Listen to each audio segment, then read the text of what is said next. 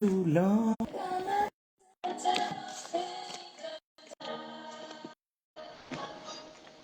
Oh, has been hours all alone. We're gonna tear the devil's kingdom down. Church, we've been deceived by the devil too long. We're going. Oh, what he said was his. Has been ours all along. We're gonna tear that devil's kingdom down. Let's go up. We're going up to the high places. We're going up to the high places. We're going up to the high places to tear that devil's kingdom down. Let's go up. Good morning, Facebook fans, friends, Facebook friends, family, and generations to come. The goal is to look less and less like ourselves and more like Christ. And the way we do that is a deeper knowledge of God, his word, and a greater conformity to his character and nature. A deep, personal, intimate relationship characterized by love, trust, and a strong desire to know God and obey him that goes beyond religious practices. Superior levels of transformation with notable results. Daily putting our life in God's hand and prioritizing his will above our own. Living every day in obedience to God's voice and his word. Having a word compliant mentality. What is that saying? That we imitate Christ in our character and our conduct and our attitudes and our actions. That we crucify our flesh daily. And we pick up our cross to follow Christ. Hallelujah. Hallelujah. You know, what looked like your downfall became a setup for a divine comeback. What looked like our downfall, what looked like we were not going to, that the devil was the setup for a divine comeback. Hallelujah. We have to tell ourselves, because we're talking about blessing today, that there's days that I get on or get up and when I think about, and we told ourselves all kind of stuff. There's times we tell ourselves all the wrong things. We listen to our mind. We listen to people that might have said we're not going to be nothing, that we're this, we're that, ourselves that says we lack this, we lack that. But today we're going to say we are blessed. We blessed. We blessed when we rise. We blessed when we walk. We blessed when we plant. We blessed when we harvest. Hallelujah. I'm going to say I. You can say you. You can say I am blessed. I am blessed. I am blessed when I rise. I am blessed when I walk. I am blessed when I plant. I am blessed when I harvest. Every need is supplied. Every path covered. Every step surrounded by favor. What surrounds me flourishes. Hallelujah. You got to think, you have to believe what God is saying. I am blessed. I am blessed when I rise. I am blessed when I walk. I am blessed when I plant. I am blessed when I'm harvest. Every need is supplied. Every path covered. Every step surrounded by favor. What surrounds me flourish because I am there. Because God is in me and I am there. God has placed me, and there's times we're going to think that where God places us doesn't look like it's a promise, doesn't look like it's nothing, doesn't look like the things that we think it should look like. It does not seem as promising. I know I sometimes get frustrated because I know God told me, I heard his voice and my spirit planted me at the place I'm working at now. And there's days I get up and be like, this doesn't seem as promising. I don't see the future of it. I don't, and we do that sometimes. Sometimes God places us or put us in a place that we don't see the promise, but God places us. So you got to say, God places us in places that may not look promises, but they are our platforms. Our journey may seem unfamiliar, but it's not unfruitful. Your journey may seem unfamiliar, but it's not unfruitful. What may feel like it's hidden is becoming holy. What seems slow is sacred. And what we call waiting, God is watering. Hallelujah. So we are blessed. We have to remember that we are blessed. We are blessed. What seems like it's hitting nobody's, we can't see nothing. It's not seeming like nobody recognizing, or we're not being recognized, we're not being free. But what we seem, we're not out in the forefront, we're not there, we're not that, but God is making holy. What seems slow, because we like microwave stuff, is sacred.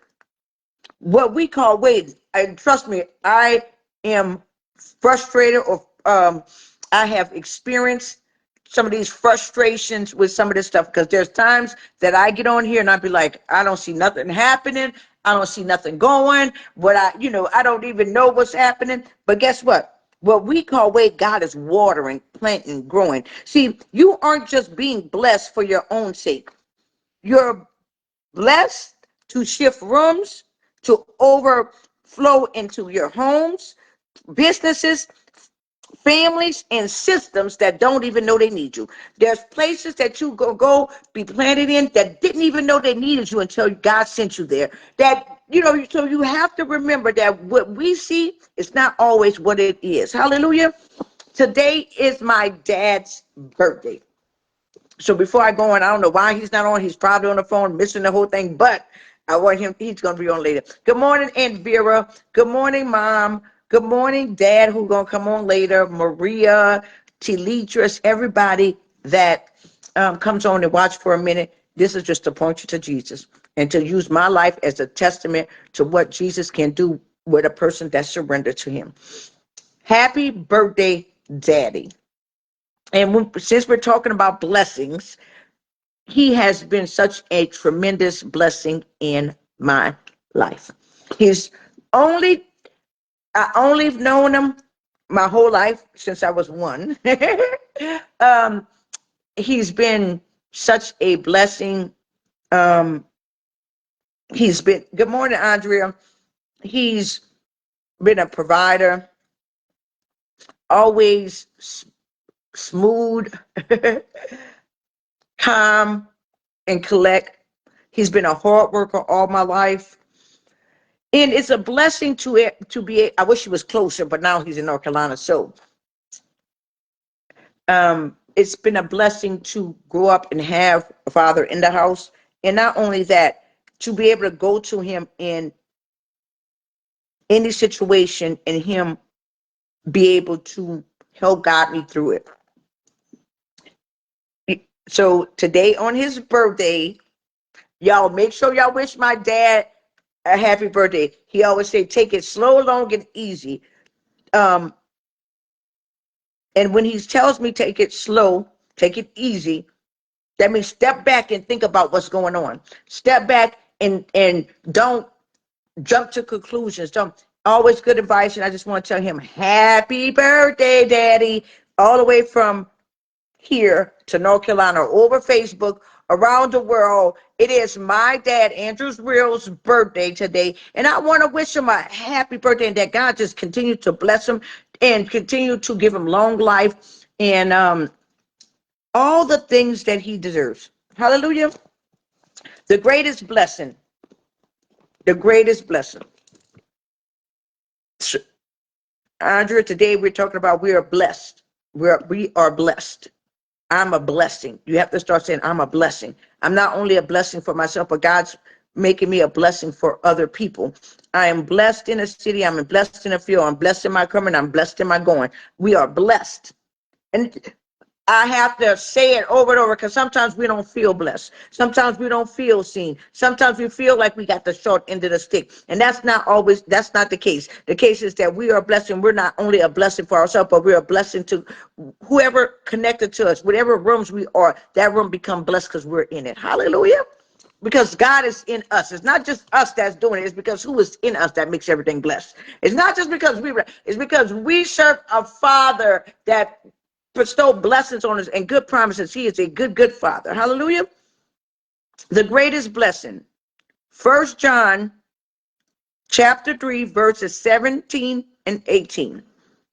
But if anyone has the world's good, and it's amplified, so it says resources for sustaining life, and seeing his brother or fellow believer in need, yet closes his heart of compassion against him, how can they love? How can the love of God live and remain in him? Little children, let us not love merely in theory or in speech, but in deed and in truth, in practice and in sincerity. Let us not say we love, we love, but we see somebody in need and we don't try to help. So we love and we hold everything to ourselves. We see a need and hold everything to ourselves. The quickest way to be blessed is to decide to be a blessing to others.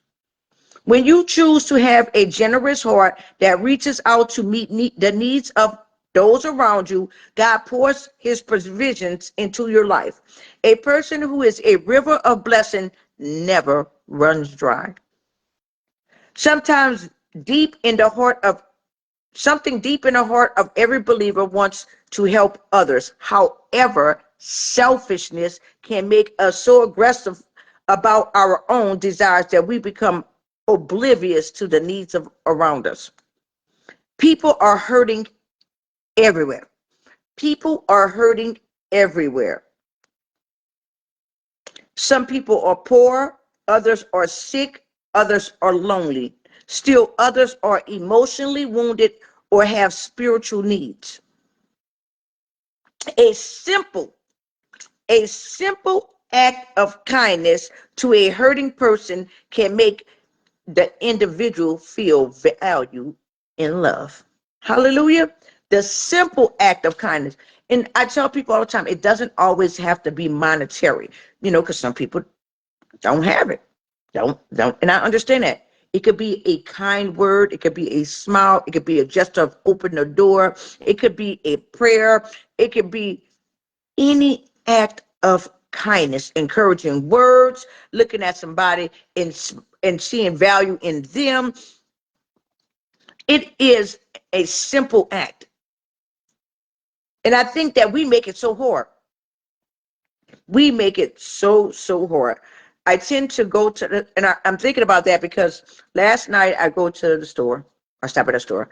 And it seems like there's times I stop at the store and the person is always in uh some kind of something, right? And I walked in yesterday and I was just like, I hear it going on and I'm trying to ignore it. And then for some reason, I'm the last person in the store. Everybody check out and I'm still there. So, hey, how you doing? Just a normal thing. And I wanted to leave, but in the moment, God just, hey, are you okay? And, she went on and then, say, hey, I'm going to pray for you. And I prayed with her before. And I was like, hey, I'm going to pray for you. And she was like, do that. I need that. And she just needed somebody to listen in that moment. Even though I was ready to go home because I took the time to listen. And it turned her day around. And just give her, hey, I'm going to pray for you. Or because somebody else was coming in the store, so she had to go, so I couldn't pray with her, but I told her I would pray for her. And just listening to her in those moments, it's an act of kindness. And give her some godly advice. Hey, pray about it, be patient, and just sometimes people just want you to listen. Listen to what they're saying and just take 5 minutes. And I want to say, hey, but in those moments, I had to step back and say, this is not about me.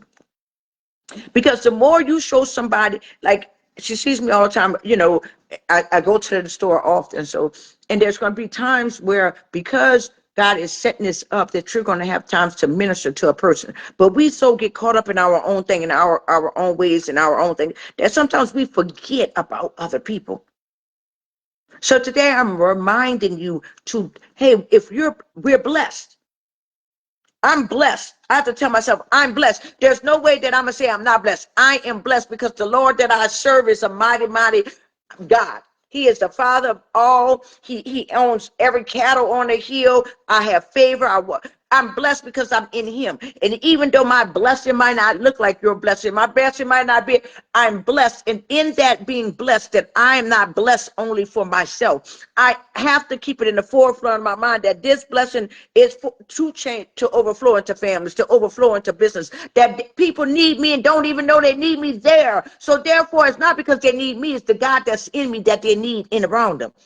So we have to remember that we are blessed to be a blessing. People can get caught up in the trap of striving to have more and more. The struggle often produces little or no results. With God's help, we can strive to excel in giving to others. If we do so, we will find that God makes sure that we have enough to meet our own needs, plus plenty to give away. Plenty to give away. I am just a giver by nature. Everybody's not a giver by nature. Which comes easy to me might be harder for you. What comes harder, easy to you might be harder for me. So therefore, there's things that in our weakness, God makes us strong, that we have to practice to give. It can give somebody a phone call. Yes, you're right, man. It could just be a phone call. It doesn't always have to be. I know we love our money. We love our stuff. If we love our clothes, our shoes, we can have 1,000 pair of shoes, and we don't even wear them no more. And we'll keep them in our closet, and we can see somebody that needs shoes and be like, they need some shoes, and never one time think like, oh, I have a pair of shoes you can have, because I'm gonna get some more. I'm gonna go get something else. But because we're so used to just selfishness, or I'm gonna call them later, or I'm gonna talk to them, they God put them on their mind. Oh, I'm gonna talk to them later. I don't feel like hearing what they got to say. A simple act of kindness can turn somebody's day. There is no greater blessing than giving to others in need. There's no greater blessing than giving to others in need. There's no greater blessing than to give to others in need. This is the holiday season. Everybody is have the heart of giving, but let it go beyond this holiday season. But if it's just this holiday season, ask God to give us a heart to give others. Y'all be blessed. Y'all be safe. And most of all, tell my dad happy birthday today. Go on the page, say happy birthday. He loves stuff like that. His he love it, trust me. And happy birthday. Most of all, see God, seek things of God. Y'all be blessed.